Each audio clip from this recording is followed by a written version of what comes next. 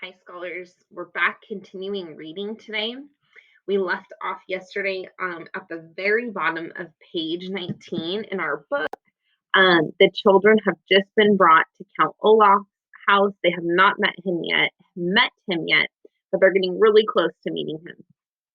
So we're right here at the top where it says, Mr. Poe tipped his hat to Justice Strauss. Mr. Poe tipped his hat to Justice Strauss, who smiled at the children and disappeared into her lovely house.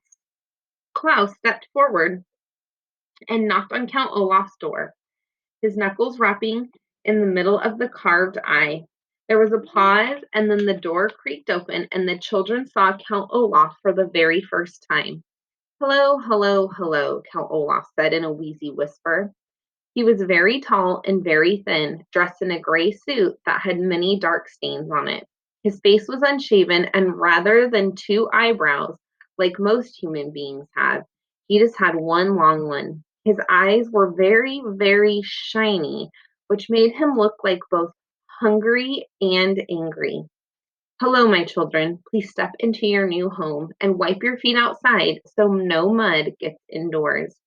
As they stepped into the house, Mr. Poe behind them, the Baudelaire orphans realized what a ridiculous thing Count Olaf had just said. The room in which they found themselves was the dirtiest they had ever seen, and a little bit of mud from outdoors wouldn't have made a bit of difference.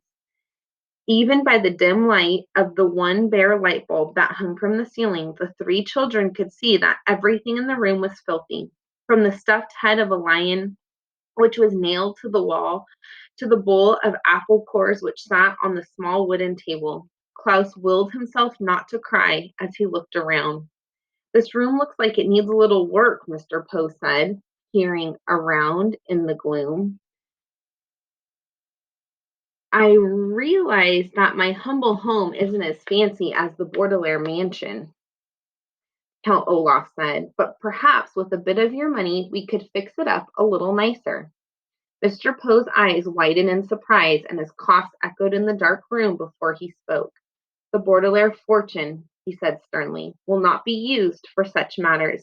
In fact, it will not be used at all until Violet is of age. Count Olaf turned to Mr. Poe with a glint in his eye like an angry dog.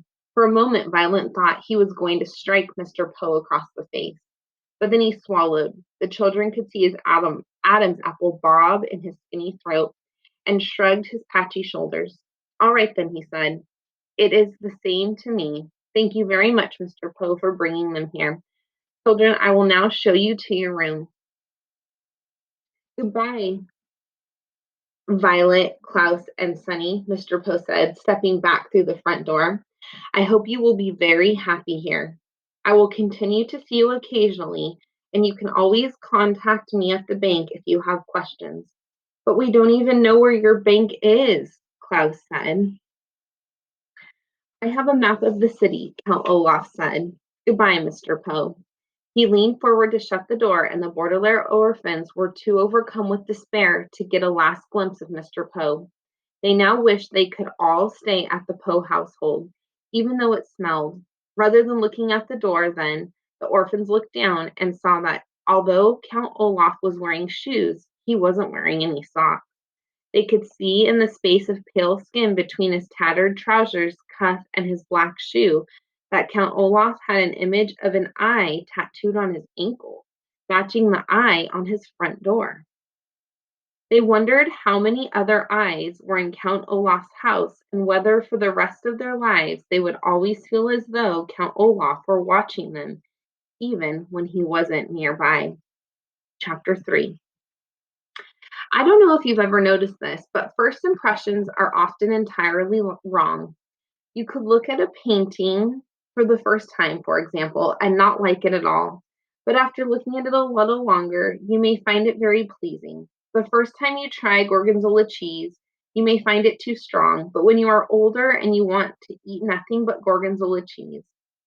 Klaus, when Sunny was born, did not like her at all, but by the time she was 6 weeks old, the two of them were thick as thieves. Your initial opinion on just about anything may change over time. All right, we'll pause there and continue tomorrow.